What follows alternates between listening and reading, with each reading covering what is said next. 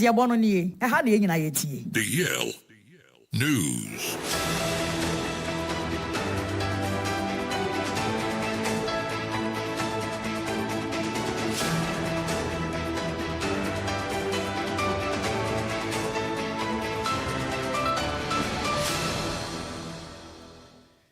Yamamo akwaba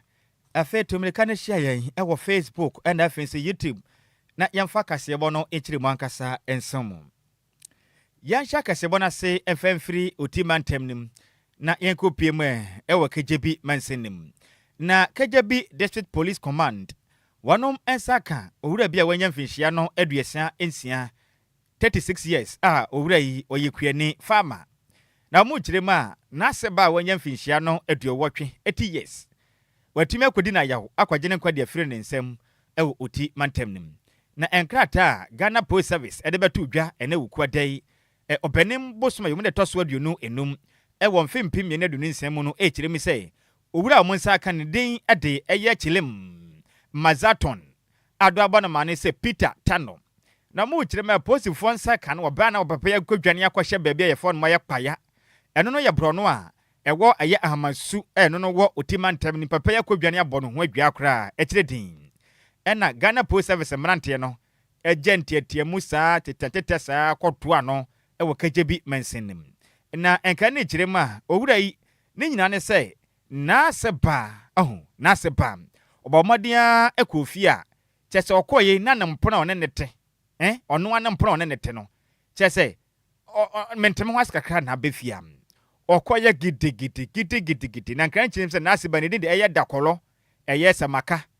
okoye gidi sa de ntia nampona ne maame wo fie ne mentem ho askakra ba gidi sa to kwabrane ne ade am na eposifo ankrata na kirema endrada na eye brada na eye openim bosoma yoma etoso adu nunan ewo mfimpim ye na adu nsia mu na mu kiremu a owura yi a oba omaden akodu isa nyina mla nsam ne mpona ne den ade ya eye tubonyo wadi mfinhia no aduonum num chese owura na nkasa wo no otwe mpona na oye berema no wanya 36 years ena ne mpona no enzo wanya 55 years na eso oba no ho adwan pa wo na twe mpona eno no wo baabi ye fro no manwo ase eno ne bank jebi ewotimantanim na nka ne kiremu a chesementemo asene ba yepe ena ne mpra ne didi ayatubonyen ena Amerika tente okwaduro Amerika tom ekire din ode ne tika nwura ne ekire harbasa okwakram na okoya na ye kaka na osan ba yoba na mame ne demojami ekire din mame da ho wo ne nan so wo madi peja mame ede ne di Amerika kopie mu ewo St Mary Teresa Hospital omukodu ho no ma a doctor fo kiremu a de aye ne de mami anyame dia na no ena mami ko boy postifo amane se ye asem asini mempona eba fie hanam ene besoa ntokwa ne maseka ho me mami ka ho na mekoba ya mami demoje mami awunti asem wedie mempona ne ka ho bi make say a postifo ansa ka wura wanya mfinhia no aduasa 36 years a oyekuani a omususu say na asi wu ye no eya basabase okoye ufie onem ne ka ho enam so ama nase a wanya mfinhia ne aduwotwe 80 years afa no so ama wafiri mu ntia posifo gusu a nensem no mojam hwehwemu de beto benkum nifa no de mechirimba besomom ewo DLFM 106.9 kase boso fisika de asie no 36 years ne mpona ewo 55 years ene wakoko ekoku na ase wanya 80 years ne mpla na na yere da be nya ne yere eye ne girlfriend ala sanya na ase o wo say anya na ase sa Ghana ne sia de obenden is it because the boy cry to me ka se mi ku nti ne mpona maame ena wakuku no maame kura nya 80 years na de bi o man no say I new normal say as a man 24 no penkola no se mo jamono de o mo betete wo mo na den oba Facebook no so DLFM 106.9 ya de krachi ya afa ne nsa so ma na ne mpona maame afiri mu nti se onwade ye ntentumi nka se na asia eyam ne mpona maame afiri mu no ne mfoni na dasui kwiani a wusi kwian kakra nkranyi bibi kakra kodi na mpona twen kakra nti watumi ama wase ekra hwere na de mu ya pa nyankopon Enfema me ne kransi ne mo bebre pa. Hey, na me ka se me man kwa na penketwa de say say ma so yes ya penketwa. Yes, moya winga pa. Moya winga o. Ye ma na winga sa. Enyo, kwa mo de nam so ne ye bro. Ala se baby a me na me de enyo. Say me penkola kola. TCL mu. Yen to akase bone so. Yen to akase bone so no man Penny John Dramani Mahama. Afre wiase nyina se omo meta landmark United Nations fu achi se ne be abotaya eno efa transatlantic slave trade hu eno efa boni eno call so titimre nim na chese de manches aba beji oba be ma ne de ne ko ne wakoye adwumaden ne de banchi aba na chese abeje oba ne ko de hwe na oba bi hu ade ye ba ne marketu ne de abro ne aba beje ne ko na chese omo nso no de na kwa akoye adwumaden no chemu se ya de omo bomode ya heso mbesi ano ombetimi ama atentene ne etimi akoso na okasa ewo planary no ewo United Nations General Assembly newukuo obenem bosom ne de toso aduonunu mu onfimpimienu ene aduonu sianimu eno International Day of Remembrance the ma victim of slavery and transatlantic slave trade na chese omode kai omo abrasa niama no ekoso no omo ho susu etimi ekwadwam no enda omode asi honom ana omode kai wom no chema waso omobomode ahese no kura no ebetimi aded na chese nka yen so no etimi akoso no omatimi apaniema papa so etimi aye ede afa ho no chema waso mutimi susu efa disuya so ende ba ukwa esesne ade omusuya history ni na omo kyerɛkyerɛ etimi eboa na etimi so abonka ye ede ama omo a eye mofra ye abagenzi fo bebre na enim sa na ema no ntin so mutimi kyerɛkyerɛ na ebonka ye so anu so ebetimi aboa san so na ahwɛ site bi te se akɔfa of return no ewo UN headquarters ne so no so du ho no ma uhu anachesa kaka oniema bebre no so no ebetimi aboa no mampani ene kasemu a ogina edema ya African group ana o kyerem se ade Ghana fo botaye na UN fo ade aba no omochro ma ho fama ewo 80th session ewo General Assembly won fimpimienu ne aduonu num na cheso manga na yeteche ye papa into mo hwesa tentene ne ebetimi akoso. I stood in this exact place and served notice that Ghana will move a motion to declare the transatlantic slave trade the gravest crime against humanity. This current draft resolution is a result of months of consultation and consensus building by continental bodies, nations, experts, scholars, and jurists, with the sole aim of achieving a united front and grounding the final outcome in truth, compassion, and moral conscience, remembrance, education, and dialogue. So today we come together in solemn solidarity to affirm truth and pursue a route to healing and reparative justice. The adoption of this resolution serves as a safeguard against forgetting. It also challenges the enduring scars of slavery. Madam President, let me conclude with two significant quotes by two great leaders of history, one of them white and one of them black. The former President of the United States of America, Theodore Roosevelt, said, and I quote, "With a great moral issue involved, neutrality does not serve righteousness. For to be neutral between right and wrong is to serve wrong." Again, civil rights leader Dr. Martin Luther King also reminds us, and I quote, "The arc of the moral universe is long, but it bends towards justice." Ene ya uti ye Ghana man Penny John Dramani Mahama. Yentoa akasebo no so na bebe yedre no empani se yedu amanfon so a na yakai yanom sanso na takrama empronti no yentwe homra sisi a na yentoa akasebo no eso.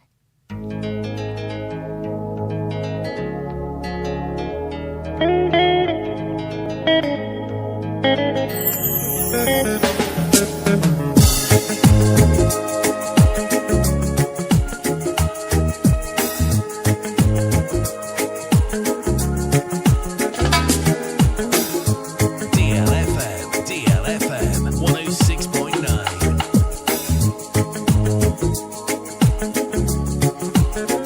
It's DLFM. What's this from century? And I'm a witch.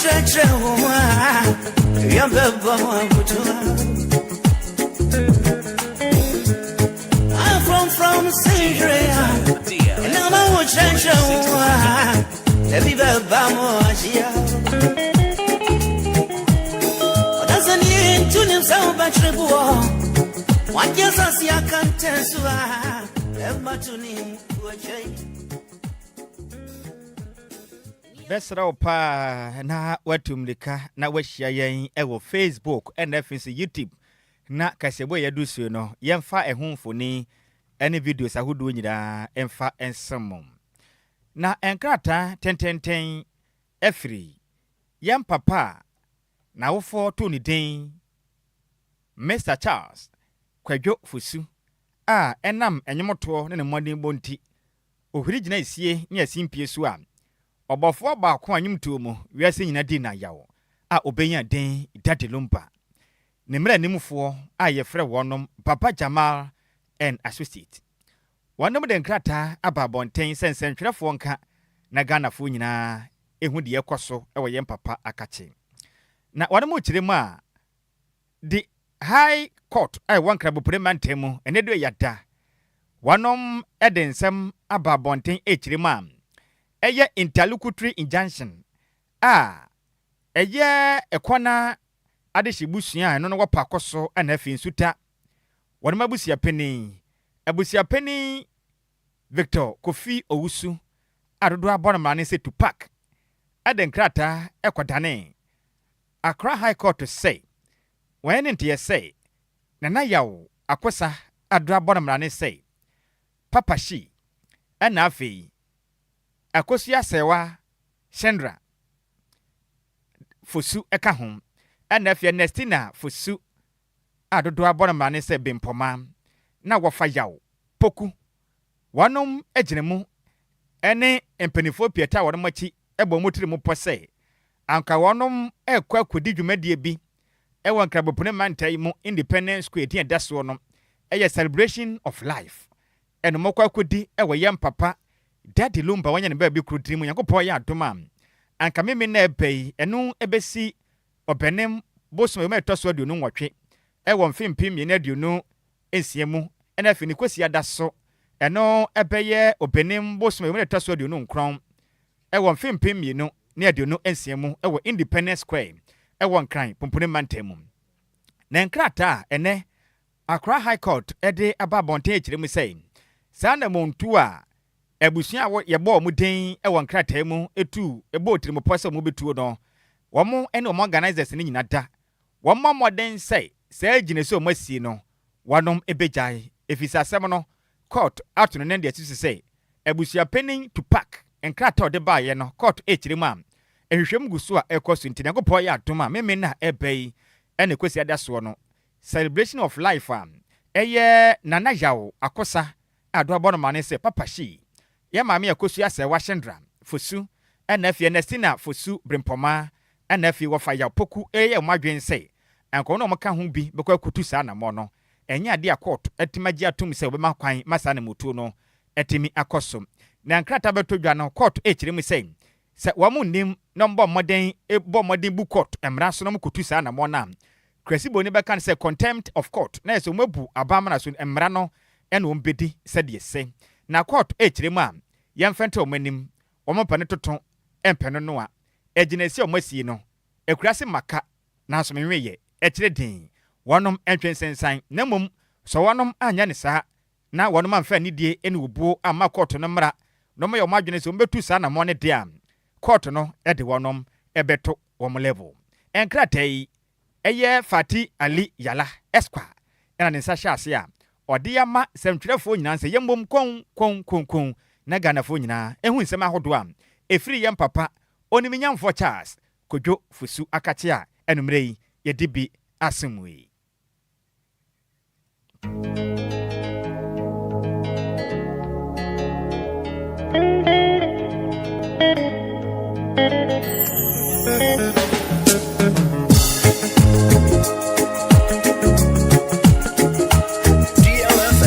DLFM.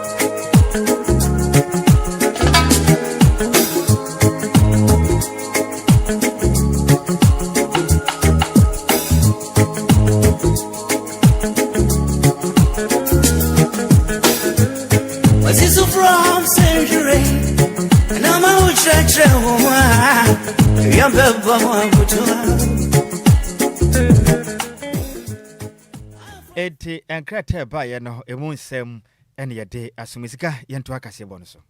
Yento akase bɔ ne so na chairperson na the women's ayaka cause no ewo mrahye bedwam eye confedoyo ede kokobo ede akwama eye mema omo no emma ekogina se candidate ewo mfimpi mienu ne aduonu watwini ma na omo so akontest bin echemu se eye ade eye ni woye papa na saa ne nsem ya wokani na efa ye Ghana for yellow rank na omo de ama emma omo ewo eye amanyosemu echema countries by 188 no ade Ghana ye ne etoso 149 na chese hadwin ye papa panto na mrahye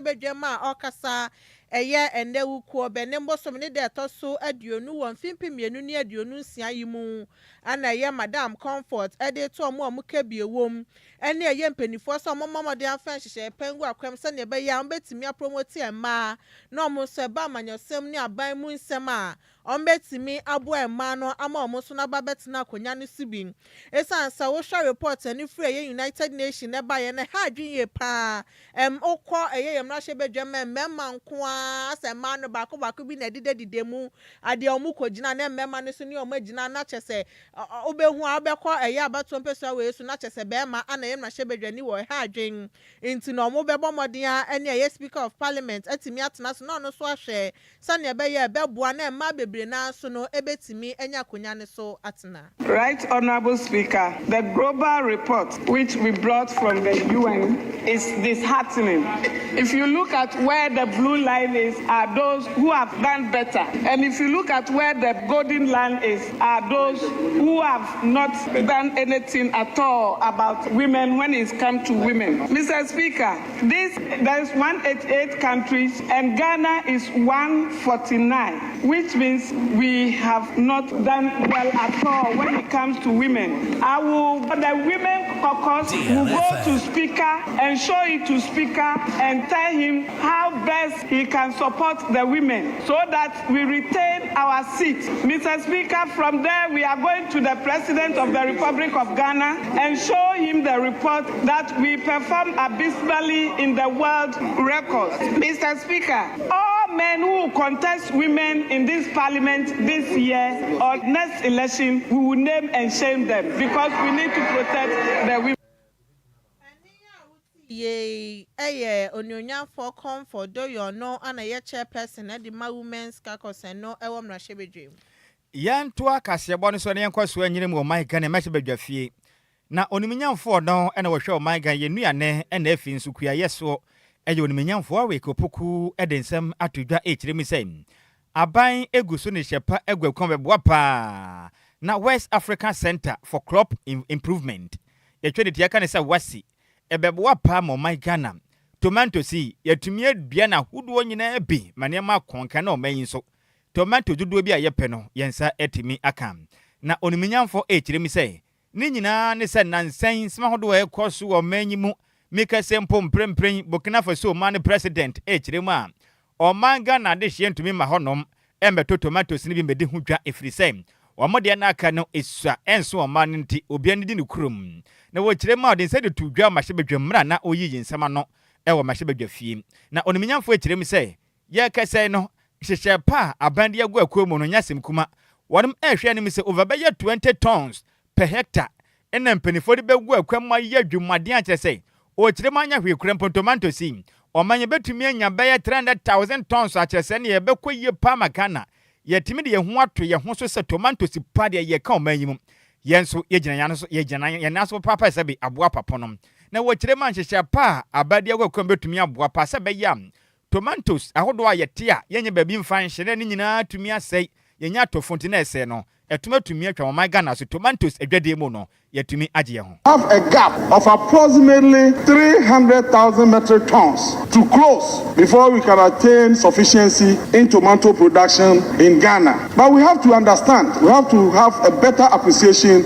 of the challenge, the root cause of it, before we can prefer the appropriate solution to deal with it. While our counterparts in Burkina Faso are doing 18 tons per hectare, we are doing 8 tons. So what is the problem? The problem is the seed, the variety that is used in the production of tomatoes. And so we have decided, and this morning we had a meeting with Waki of Legon and some of the research institutions, and they have given us the assurance that they can give us a variety that can give us more than 20 tons per hectare. Yeah. More than 20 tons per hectare. So we are asking, we are committing them, we have made some resources available to ensure that we develop that variety to bring a lasting solution to the problem. Shapa badia go kwemu no emu de pa na sa ho do aye fremu no ebe ye twemu kabia na eno achi no nimnyamfo Eric Opoku eto ne kasa so e na wo kiremu am aban shapa egwa kwemu ye kwa ne mu no tomatoes ahoto am ekwafo be ye ho adwuma saa ye bete na ye nya tofo na ese ye nya ba bi mfangu entumi nanani fanya de fofra ne nyina ese no shapa abadia go kwemu nti ne nyina ebe ye twemu kabia omen tomato dudu a ekwafo no betwa no aban betume tu hwana mwaboa se be ya ne nyina no ye benya atofo mpo ne atuma dandan bia ni se be ya kuafo no emmoka ewadwuma ahodo a wonom eyim. Then the second challenge has to do with management of post-harvest losses. Yes, we can in that case, post-harvest losses alone constitute 30% of our produce. So we are reporting total production of 510,000 tons. Total production. 30% have gone waste already. So when you add that 30%, you are bringing on board additional 153,000 tons. So if we are able to eliminate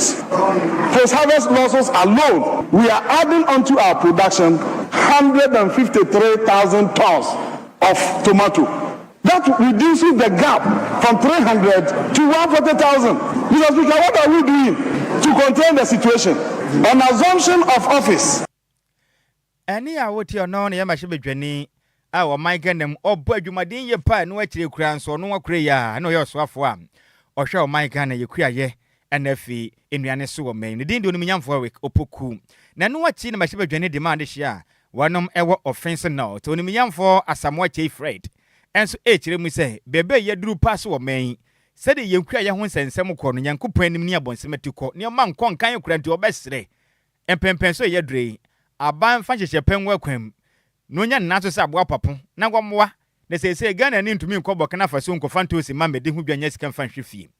A do Pempenso, and you may be yena, ye dear hotel my hold also. Nisenti, a ben yina one manimian one more. Near cry ye, near ma, and con can fan to my pa and femfra. Mr. Speaker, I therefore call on government and relevant stakeholders to accelerate the expansion of Akmadang irrigation scheme, scale up modern technologies such as drip irrigation, and continue investment by the previous government in the rehabilitation of existing systems, integration of irrigation with storage and processing facilities, support for farmers through credit, inputs, and extension services, and improvement of feeder routes to link farms to market efficiently. Mr. Speaker, the people of Offenso North constituency and Ghana are not asking for charity. They are asking for opportunity. With the right investment, Offenso North constituency can meet Ghana's tomato demand year-round, eliminate the need for risky cross-border sourcing, stabilize prices for consumers, create employment across the agricultural value chain. Mr. Speaker, the rising tomato prices, the heavy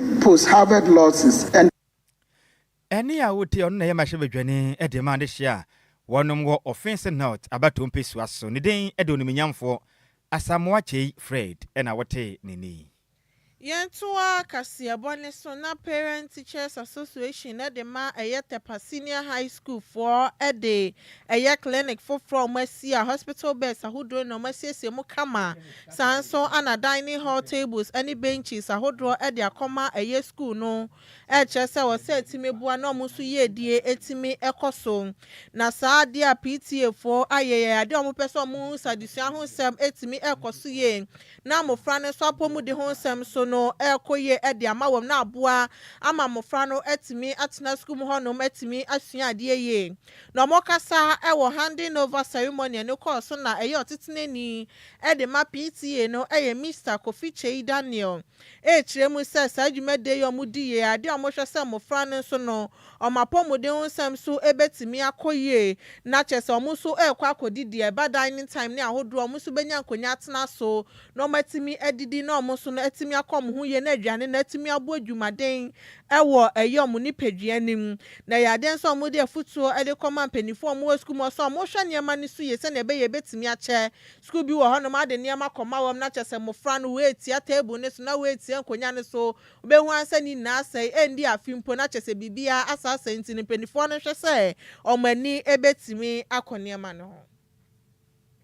clinic ma tapasini ha ne se yenkwada no mu doso time bia so tapa hospital ho no umgu bibri ti ye adwen se sa ne te de ebenya clinic e wa ha e de ama wo se de be ya ibetimi enya hospital fo no na ubi a obeyare bia na ya ba ba hwe no e wa ha na enkwada no emfa eho enyi kwan se onyale kra wo se me ko hospital eno ne ma ye clinic yi ma wo na dining hall tables no so omu ma ye hunu se enkwada no doso omu dining hall tables no sa nti yetimi aye dining hall tables no 100 ne forms account yi 200 bit ma fa nkwala 1000 atigu eno nti ene ma ye sa dining hall tables no so e de ka ho se de be ya nkwala no ho we hinga wo mu na omu ko dining a omu timi aba entem na omu contact hours no omu timi e de ababa ye eno ne ade teacher ma ye sa adwumaima tepasaka nesko ye de hand over e de ama omu ye ka kiro mu se yesre omu se sa wo hwa dining hall tables ya ye de nade enko na aye nti enye nne ene be se nti kwan omu be fa so omu bo ho ban na hospital no so no ya ka kiro mu se maintenance coach here ye pa because idea hand over ama and then fefe no na be di bia busum miensa na ye be ba ho na se ente se de etia na be ha nti ye ne mpanyifo no akasa ama omu se agi atum se kwan omu be fa so omu bo ho ban ama ye hunu hospital no tem bia se de city no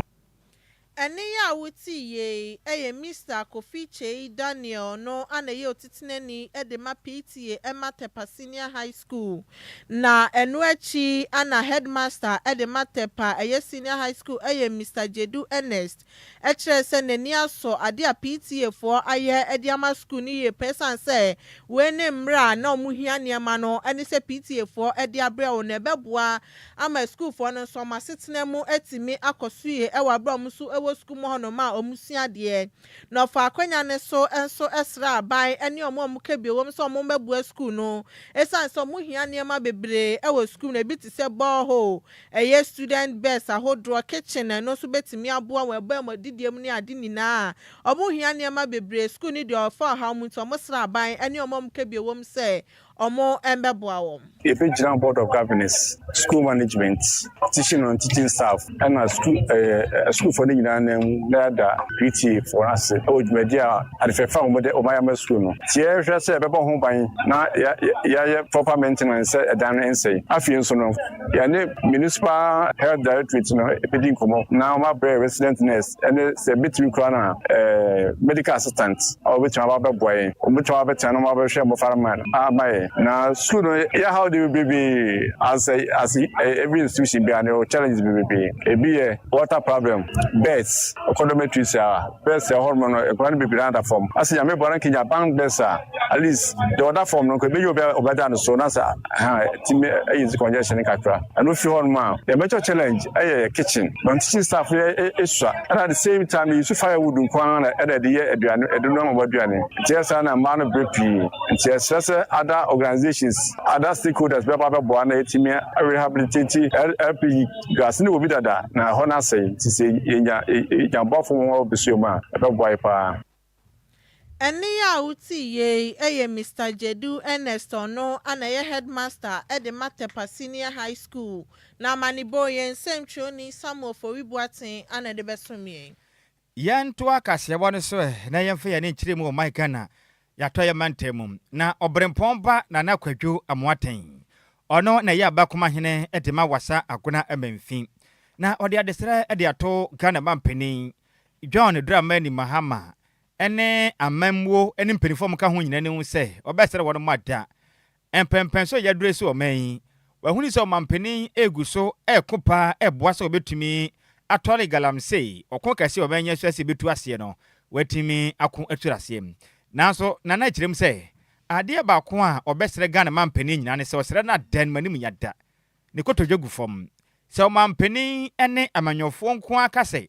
oman Ghana galamse ye ne agye atena ya hodo aboso yensu ahodo atwa ye ho ahia enipa bi ese nom ene yakwaye nyina ese ne kwa no sɛ mampani ene aban mu nipa nkuto ne amanyofo ka sɛ ombetumi atu ase no moboa enya de ombetumi kura visese galamse no aba bɛyɛ owu afidi a ɛsan wɔ man Ghana nyina kɔm a yɛda akye na nipa bi ɛde gura to pre wɔ man yimin na naka sɛm na okyerɛ mu sɛ ɔbɛsrɛ pɛmpɛn so aduru sɛ ɔmampani betimi ahyehyɛ pa na ɔde nananam atrenkonwam aka nipa ahodo a wɔn betimi aboa na wɔnom aka galamsei ɔko kase a yeku atu asɛre ho na wɔkyerɛ mu a ensase nankasa no ɛyɛ nananam atrenkonwafo yi dia de sabe ansa no bi benya kwanya etimi agbowura enwura bim anase afuo bim ekotufum agudie no agye sɛ saa nipa kro no mpo enya tumi krata efiri nana bi nkyɛn ansa no gotumi akom na ɔkasa na wɔkyerɛm sesei na matrenkonwa eni ano omu ni ahoden na galamsey yi nso watena se adwene wahune sɛ ɛyɛ mpanimfo ankasa wɔnom na akunya bidodo na ene guso mutu ne nyefo ɔkyerɛ mebuni omu ni sika saa fidie mumuruntum a ɔmde kɔkɔ yem kotufum agudie hwanom ene tɔma wɔnom empanimfo kure ya enti ɔbɛsrɛ so mampani pɛsɛ otumi boa pa na galamsey no yetumi ko etu ase kura na ɔman yɛnte ne nka bio anya hwimpo sɛ ntumi antola simpo a ɔhamu ntikyem bɛyɛ aduoson kɔpem aduowɔtwe de sanyefo bɛma yɛbɛtumi atu na nte saa pa na sa nana akonwa firi mu na ɔmampani ka sɛ ɔno nkuto ne amanyɔfo nkuto de a galamsey no ɛbɛyɛ tumi antu na daakye ɛbɛgye yɛ nsɛm ɛwɔ manyim ɔmfa saa galamsey fight tumi no ɛnhyɛ ahemfo no nsɛm ɛfiri sɛ ɔyinkudu ahemfo no na wɔde yɛwuram na ɛnhyehyɛeɛ a yɛne ahemfo no yɛde bɛba na deɛ aban mu mpanimfoɔ nso de bɛba na yɛtra sɛ deɛ no ɛgu akwan mu a ɛno no ɛbɛboa ma galamsey fight no ɛbɛtumi ɛntɛntɛm koraa wohwɛ regency ne baabi a ahemfo no ɛmpere ɛma galamsey nyɛ dɛ ɛnkɔ so wosuro sɛ wɔbɛyɛ dɛ wɔde ho bɛwura galamsey but say pia politicians now because enkomle na politicians ya na essentially akwala ne be konwurem ho or the machine be konwurem ho ye pam nipa no na say bibi authority from above na say politicians na nkasa ene dom ho e de yewurem nti de mesre ne say aban no fane nansi form na on involve working for them fi say no be boa madam say fighting ma form drastically cry na at least by 70-80% de betimi aba form e magana so afa ntuma fa Eni a woti ye ne den ede obrempon ba na nakwadwo amoaten ono ene ye abakoma hene ede ma de hia wonom ewo wasa aguna emenfi awatemantem na mane boy ya mane boni babara kranten ene difiri atemantem ebesom yen yenyina weso ne yekeka madwenkyere ne tew na yenko akroprama so na uba Facebook no so a me wo fa se na ne kunsu kodwokrom di aba ana wokyire mu a amanyo 70 menkan medase Richard ahwede aba no waso man Adjoa Nhyiraba Kwadwo Sammy B ene Adjoa Agyei Sikapa ka se boni mo de mo som Ghana som papa na nam DJ Ghana man fidi ni so na ye Gwetre station DLFM anes wana ka se boni nam ode yas na adwumaden ye bosom men wase wana po bam ede adea e ka sen na ode atato na Bernard Owusu ansa de aba no se Nhyiraba ensema ekoso no awrehu se wobi atumi akoku ono anampona maame de ade ade a ehu pa nti wedi obesere pa mpanifo ntumi mba emremu pa abase choba dansoman Ebenezer down na senior man Bernard Owusu ansa edifiri ba maka cho se choba no to nsa frɛ me ne Bismark na ye medibi ne ani hu adanse beboa na Olivia Question edi aba no wose Omayadwo ahre ko wesusa se yankopon fa yan papa dade do makransie yi deleka yete di aba na so hwe live edi free ko folu dua nkura kan Eastern region ho na hwe ye free no so Omayadwo na me wo fa se Sweet Elizabeth waye dese na nka no odi aba na wo se Omayadwo my amazing crew papa bi wo se kasebo no emu odesa no manam na ote bam edi aka ho Sweet Betty ni Lebanon zone 4 ene odi paye na Olivia Question dia bana so dear ama no we aho pa Grace Poku adia ba wasu sa no se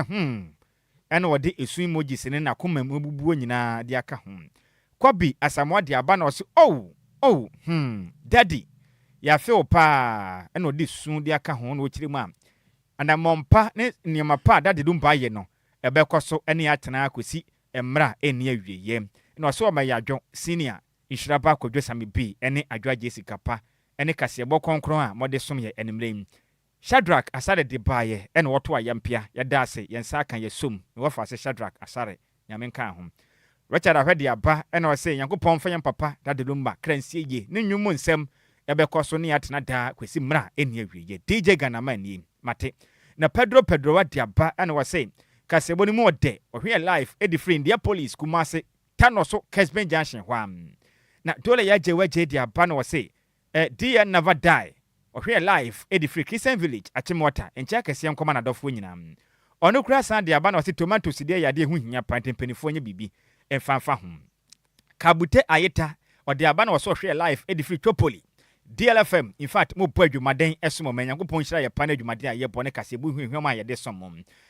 Obeda Samoa taxi driver Tama New Town ɔde aba na wɔse ɔmanyadwo wɔ Sammy B ɛne Adjoa Agyei Sikapa otie wɔ ne taxi ni ma wɔne passengers ni na kase bu anumere wɔnom etie yɛn na ɔde nhyia kase pa ɛma ne nua bɛma ɛyɛ Dennis abrakwa dodo abɔ na ma ne sɛ Kamoko ɛna sister Comfort dodo abɔ na ma ne sɛ anadwe de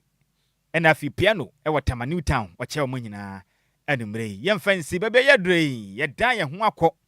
ne yakɔ akɔfa agropama so nsɛm de abɛso bɛbɛ yɛdure no dwuma de yɛdure so no me wɔfa ate fɔ mo sɛ yɛfrɛ ne sɛn DL Power Sports on DLFM 106.9. Me wafa say me labrobe. What say dia na yadru so yi? Hello, my name is Emilia Probe. You listening to DL Power Sports. DL Power Sports. DL Power Sports. Emu ade. Ejawo dead. Nyankopɔn ya adom efia da bai ene ne dwo ada so de obete ani. DL Power Sports live commentary. Joe Emu ade aye clear. Crystal clear. Enya se mukuma kra na me wafa say Bismark Adusei Adusei atena se. Na nanso yenim Kofi wafa tumi to atena ye hwe yafa am se wahye bi. Born Mashe. Ofa soro kra Mashe. Ronaldo no. Me heading. Ronaldo me Ronaldo me four headings. Ronaldo go. Ronaldo. Anya di data mo. Ye nyawo mo. Ankumo. Ye ankumo ya mayo mo no mo ye tumneza. You beat them. Yes. You have to see what they want. The worst is not this time. Mr. Kasante, Mr. Bade, Mr. Kasante, Asante, Mr. Kasante, watch your man over, Mr. Kasante, hey, Borike!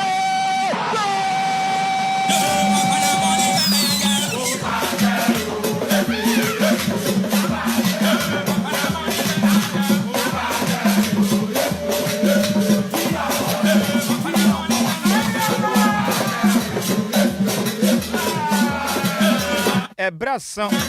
science all de ncheche wo my Ghana agropama so bi memo ene amara ne nyina na me won fa se Bismark Adusei ene nsem ne dos yipa odi ne nyina ba besome yen wa kase bo ne so Bismark wafa Nhyiraba empom de saying oh you are doing one day pa sounds one way oh metiapo fantastic be the din yes say Sam J for ho oh yes Michel mo Sam J mo one day pa Mama Juline ni ra oh yeah Mr. Samuel ahine apple teacher ni papa yes original teacher ni yes enye mo Friday bia say kutu say bam enye yen tia Sam J be ne abusua ni nyina Benis nso ho wono nso ye fantastic oh okay adwuma ye for no yes na ni mo te pa na mi Nhyira Benis Obey adwuma na ma papa Benis me kura ya me ya adom a wo fa say me wade nkuto de a me wedding e ho na meji de mani na fi ene no kwa de and ya me ya adom next year me birthday ni so me ma prepare chiri kama yes ntia fine say ensem ho pa sem de dodo na wa say menya na ntia se yankopon ya adom fi ada bai ene na dwada so yes the senior most national team the Ghana Blasters ya kwakwaji 2026 World Cup na ba Ghana no yene Ultra for any Germany for match respectively and anya sa no say live commentary ni baba oh yes Friday na 5 p.m. na Monday 8 p.m. okay Friday ni enumre no yes eye na ma prepare sa na nyame ya to ma mante enumle no nwotwe yes yesinkunya and by 7 p.m. na matenase yes na pre-match discussions ni gusu a na mo prepare chire kwa nimu a na Ghana den kwanim yes Germany for the say me kai 2014 no mantumi anhya yen ye pen no mantumi anhya ye kwa Brazil for akura kwa je almost 7-1 ene ade a ndi Ghana ne de ye boss no momaja edu ba bia ne kan ye kanante ha wofa yenya ne kajagum nsem ne bi wo honti no right abusu anyume me mo atwo mo akwa ba kwanson koso kramra deal 106.9 mega so emra so agudie mu nsem ya de so mu dwumadi kase so na wan de kompokra ne de ba sojua watie nyina ofa Nhyiraba Kwadwo Sammy bi kasanso a ana Adjoa Agyei Sikapa sanwei wam so atimre anumre no nsia kase wam de nyina so so emra so Bismark Adusei man bi se mensuma so magudie mu nsem no me de so mo no de ko empokra ne de ba ya tran se de medika di komo sempa twensuo a ye friends Lumba super wam na brebia no so timi kwamwa ama nso atimi fa de kan se dwumade no enso kan etimi asinkonya e de agudie mu nsem papa enso asoma nwumre no sien me pato me busaw dwumade ben na wudi anasempo no enso bai kra na wonom enso onfiemfie ma nwumai me kanfo Lumba super ma sanse nei me pato afam fidie ma ya so ne so krajo bibia enso abuba binti Lumba super ana me kanfo ma onipa da sani bia nwumai won so wagimra utie dwumade no e wo live on DL106.9 asida PSA enso ba kwa ma Michael sir sanse ono enso na etimi akuchire nsem no agu nkrata se Bismark Adusei menso mesani me de ko empokra ne de aba ne ya hyase a flight number DL 1069 ko phone cross so amana ne nkomo no later sinyina no yedi gu anonsa so dwumadi enso eno nso enkomo akra fi opa yedi nyina ma ne ya hyase a me pa joinim club a ye friend say Zamale club we enso ewo Egypt reporter mete eni say ya de tabo enso ato am so me pa to afi ba ko edi ani club a ye friend say Alex no wamuntimi ansani player bia esan say club no sikanso akwatwe pa enso makache no eye reporter mensa so medi nyina so ma dwumadi enso yemfi ani so enchem wansamfu from patronim say FIFA series games no eni so tojo we no tojo Rwanda amai na friend say Rwanda we no eye Kigali na games audio pina tojo nyankopon ya duma matches audio pina tojo eno so yankoma akrefi opa yade esomunim sem patron maya friends Rwanda host no wakan bi sansua ana benya o mai biti se Kenya sansua na Estonia ana fe Canada e mai mi anase naiwei ana e wa de kan se group enim ukopie ma group bia me patro benya o mai biti se Aruba sansua na Macau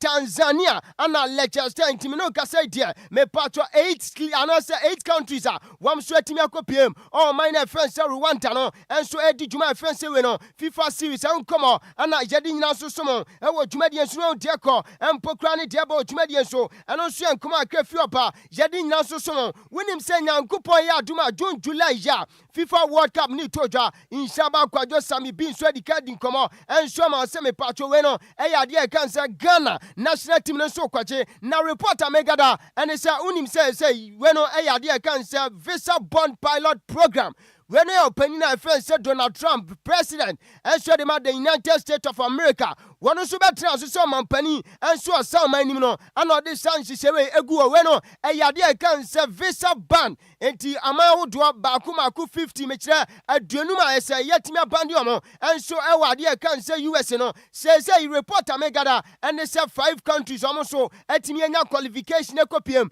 our World Cup Nasomoso, and so ban Nibi Adam, so my meeting Algeria. Sanswana Senegal Ivory Coast afa kwampo no ma be di se Kevet ana afa Tunisia samaya mabubo swinira me pa twade we no ye ka ne se eye visa bond pilot program eno wo ufro man we ma untimi enso travel en ko man na friend say USA reporter me gada any say mpanifo enso akwase tena e de atodwa sempa twa senei wo free samaya numa mabubo mu din enso e wo dwumadi enso a me pa twa se utimi pa de kan say $15,000 enso e de to say bond eno HSA utimi kopiem oh World Cup nas USA chese eno so untimi mbuban unfa unkenwura eno so enkoma aka me seka yedi nyina so sumu dwumadi so no wan dia kompo kran dia ba nana nwume ya mpa cho court of arbitration for sports ye twanitia FNC cast woman the confirmation about says almost say officially woman a friend says Senegal so no and so timia file petition sample na dia can say when CAF appeal committee and so kwatra say sample woman a friend says Senegal and for AFCON 2025 from Kwajia and so Morocco no mo fan come on minor your friend say Morocco say Senegal so the appeal na call and also and come akefi oba yadi nyina so sumo djumadi so nani mo pania your friend say rulna we no Rulani Nlungisi Mokwena wano no ye head coach so adema club friends Etihad reporter megada and he said me say wadi ni djumadi go say wano swat say yes and swat club your friend say without athletic and also reporter afi oba yadi nyina so sumo djumadi so yemfio yemfa nkomodo do na and so nsum djumadi so na udeko and pokra ni diaba patronim club your friend say Manchester United reporter mete and he says say almost some person musi new stadium enti says yes a day nim dia enti champion Kofitela team no ana media mo come almost some next project one mo hwe nim so mbeye and he say on betimi asi new stadium and also ayan come afi oba one mo say omo hwe over area can said 100,000 capacity enti masa stadium no ebe su brutal and no ayan Manchester United come on ana medini nyina so so mo e wo dwumadi so no enso akakra fi oba yadi nyina so so na ni ma brantia your friend say Javi Simons abrantia we odi dwuma enso de ma Tottenham Hotspur say aka just 1 point na Tottenham Hotspur so no e kwa de kan say relegation abafra we enso kwadi komo se na ebe hu benya se ne agent so ebetimi akontate Barca say na wo pese otimi ekwa club your friend say Barca unim say abrantia we wo fi La Masia me kira Barca academy no e wana abrantia na midi no komo Javi Simons enso free buy and no so enkomo akra fi oba na say Barca for enso etimi consider say abrantia we me patron release closer a year 40 million euros no and on so betimi 20 HS next season say bibi bia to tom na say unsa brantia your friend say Javi Simons no wo di djuma enso de ma Barca e ma ne nyonwa no enso enkomo akrafi oba ye di nyina so sum djuma de sinani ma brantia ana say we no e ya abofra Cristiano Ronaldo Jr. we enso Ronaldo ba no ene ya sporting no so no so etimi training with Real Madrid me patcho we no e ya o academy team no enti we na nkofo busa say abrafra we no so e join Real Madrid academy nana and also enkomo akrafi oba yedi nyina so subo djumadi osina minu kase no me patcho Bayern Munich and so atimi asisu dua atena club friends Real Madrid empo any Liverpool say nei abrantie friends Michael Olise wano were not for sale enti ene Madrid for chese mo ball compare Liverpool for moteta senka munya brantie friends Michael Olise anka mo pe no me patcho club ye friends Bayern Munich say nei men kan sisu dua mo bi bia anyime onso atimre eti adwumadi ense nei abrantie no wanya for sale chese omonton eno so enkoma akrafi oba ye de ni so sumo adwumadi ense abrantie ye friends Alejandro Garnacho wedi ni dwuma edima Chelsea the Blues reporter mega dance abofra no anasempo abrantia no wasi wono wanya ready impose me patro FIFA World Cup and so to USA Canada any of minor friends Mexico no one consider no da sempo obe join me patron Argentina national team no so timi akoginam adijuma ma Argentina team no wasi wono as it stands one shada enhu game ne so and also on shada 17 position and so club friends Chelsea aswe enti ye say we consider ne club side and so and come on crefi oba yadi nyina so sumo djumadi so na on de kopokran diaba na reporter megada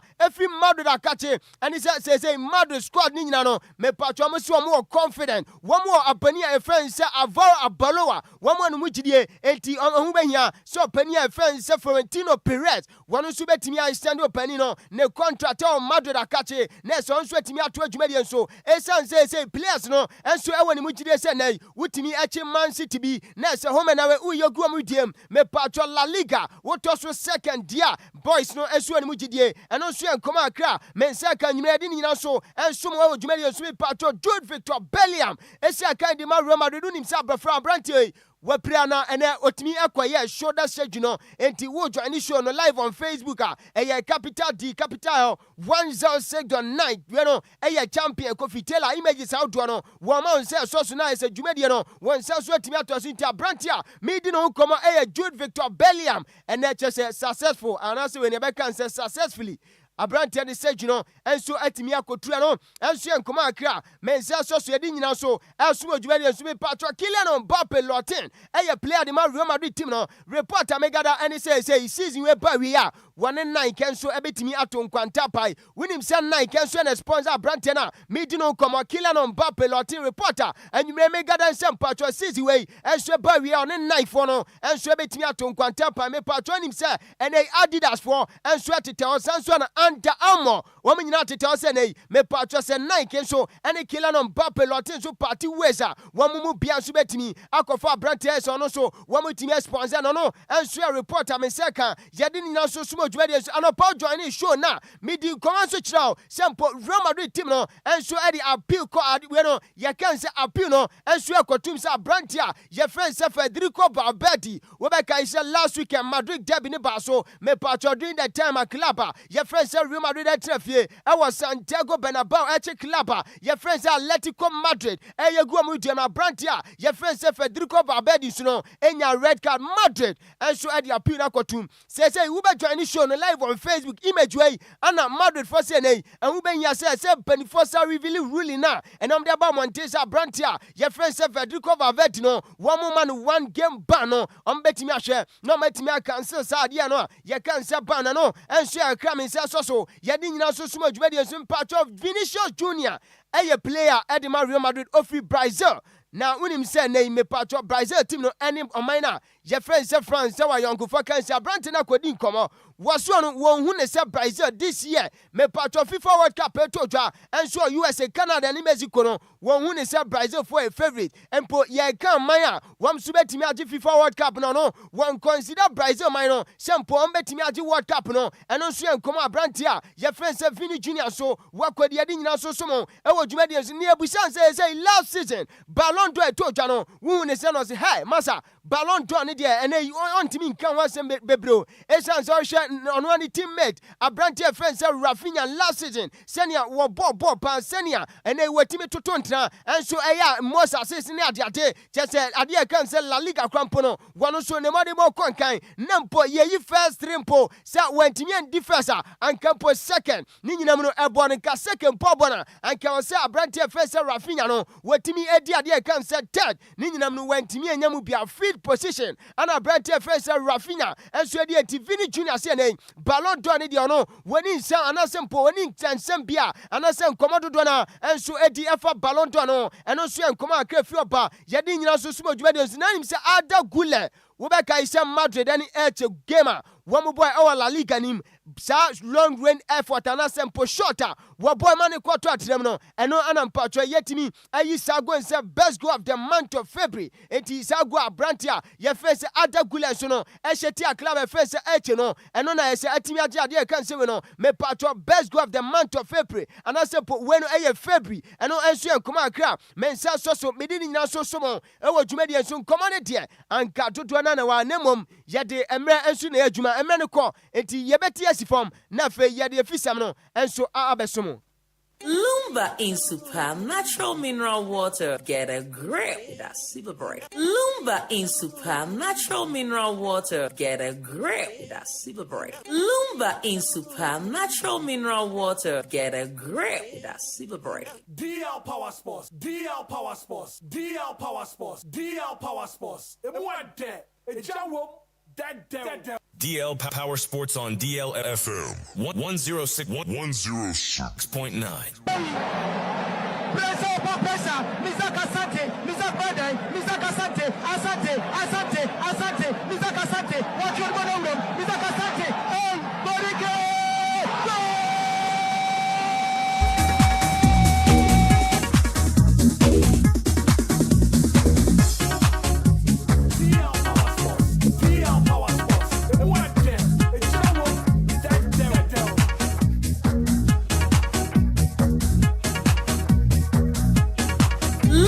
In super natural mineral water. Get a grip. Right, Tabusia Guswasin Konyaso kan ketesi Lumba Supanyume Madika di komo Shampa cho upe nso bia so de du juma bia dia no panyume wo betimi ama onsan so aka Lumba Supani bia sanse nei afam fidie mi aso ne so kroji ntenei wonum Lumba Supadi e kan sa yiwe no eya yefu kika ni nyina no woto nkwanta pai sanso a anampa cho ye nua no ma ne ya ne ade e kan se ye ma me no ma mu breastfeeding mofra no empo mu amafu afuro mpa cho e se nei wotimi ama onsan aka Lumba Supani bi na se apomude no enso atimi agina brand Lumba Supa dama yegusu asinkonya so agude mu nsam yade som na fa dusu no yade efisa mo boso no enso asum no de kompo krani deba ewa agude mu nsam na we no eya house of folk menu kase manya ntia champa cho say aka 8 matches enso e Ghana Premier League ni unim say house of folk no mo bo home games no enso ewe Legon Sports Stadium reporter meeting say nei wo mu yefiro enso akwade e kansa Accra Sports Stadium na yatweba mo kasa mafo pania ye friend say opariado ene abusan say nei ba ne say na house of folk aka just 8 matches mu yi mo home games no enso afriade e kansa Legon Sports Stadium akopiem ewo Accra Sports Stadium ana o chirem say nei Legon Sports Stadium no pitch na Nasempo Stadium no eye work over there come here say pitch no matches awdo pina akoso enti mo behia so mbeko Accra Sports Stadium yentie opare ado made it very clear and the gun pitch in is not in the best of shape. The load that is on the pitch has to be reduced, and you cannot continue to be using it as the load is on the pitch. So the most important thing to do is to make a move once to reduce the load. You want to and they'll be able to work on it.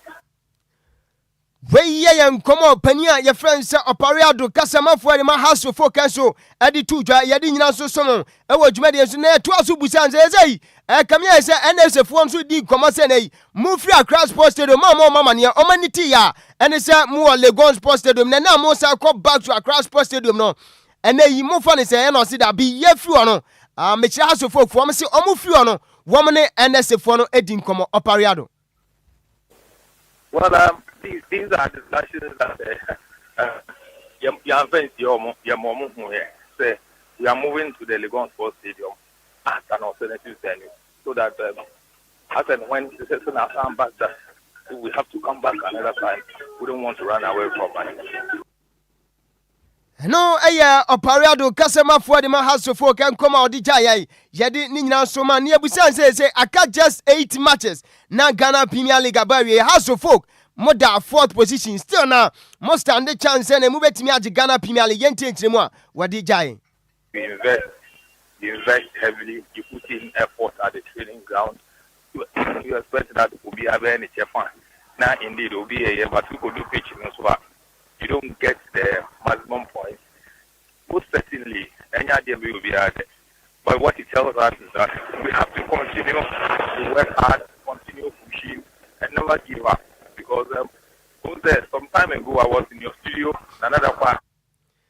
Wey ye nkomo pani e friend so pariado kasama for Adema House of Folk team no enso ade sumi ade nya so somo e wo dwumade enso na me no kase ya no me patronim se under 17 FIFA World Cup no eno so eto dwana e say no e qualifiers ana ya bo nyankopon ya doma 12 April Sunday Ghana Yamaba no wamuso travel akoma e friend say Togo ye koyi sa first ade kan say qualify game no afi na fe return encounter no enso atodwa e wa Accra Sports Stadium no 18th April no me patro two headers ye ne o man friend say Togo enso e bebo e under 17 FIFA World Cup e mana so e no eno enkomo ana yade nyina so esumo dwumade nsi na nei ukopiem Kumasi Asante Kotoko metema krobia kuma pima pembaba ebi mo so bom nsamrani se kutu se bam we no Asante Kadia Kotoko na medium nkomo my patro reporter mete and he say ne omu ade kan se management team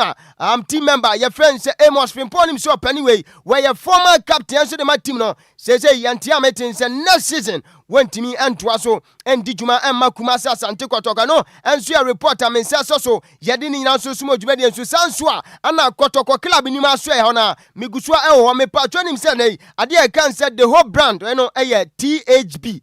omo sponsor ade kan say partnership wamo ana kete kotoko chese eba omo ntade hyem dia eye the whole brand ana so omo fa hoka entia metin say season we ba we ya chese contract ni ba we ansha the whole brand so enti kofi wu be pie images ni edi nkomo enti ansha na se bibia nso antimi ankon kan ya ansha next season ye hu se nei the whole brand so ne kotoko so edi djuma no so eye nkomo akra fi oba yedi nyina so esome nkomo de nkadodo na wa nemom emre ne kwa se international DJ Fiba enso ebe trans no de awoso no enso ebe woso ye asida PSA enkoma Mr. Kwame Afum Jesse Michael Awuni wedi sika brante kere tata na fi waboro amanuanu wei eta chire me patro Michael sa enso eye me producer nwumrei wonu nso timi kuchire nsam ne gun krata so Bismark Adusei medini nyina so ebe so montianei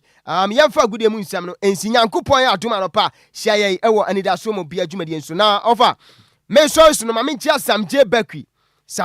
omo ye heavy pa Sam J Bakri there at in the appropriate time no yaba be di omo nkomo extensively yaba be chire mpa niam Sam J for wo ba bi omo telephone number nyina ye ba be tudwa na fe machia okay Nana Kwiajiwa yes ma menchi ono so na fe machia sister Rita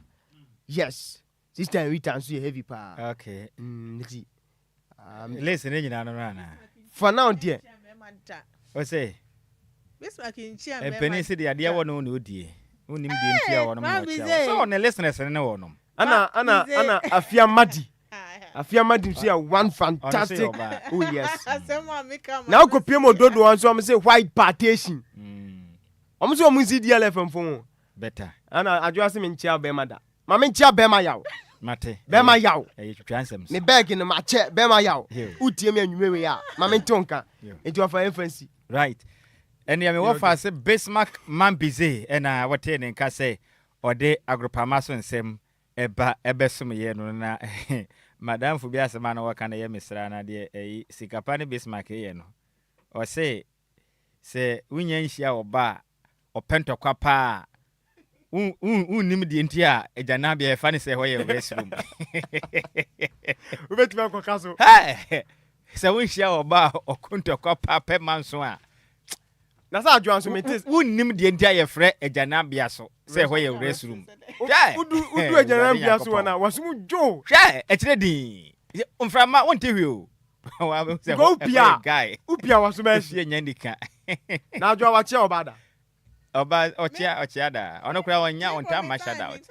agi birthday na the boy ye ma ono de se onim se o fa de of course so bi okobodin asem aba David enye din asem edin bi antumi ma na obi antumi nya obi ahwe am na ye kura nya obi ahwe of course enti amani obi be se uji wudi abodin obi antumi nya obi ahwe e wo mna obi anya obi ahwe of course ati ase ndi no na ye kana no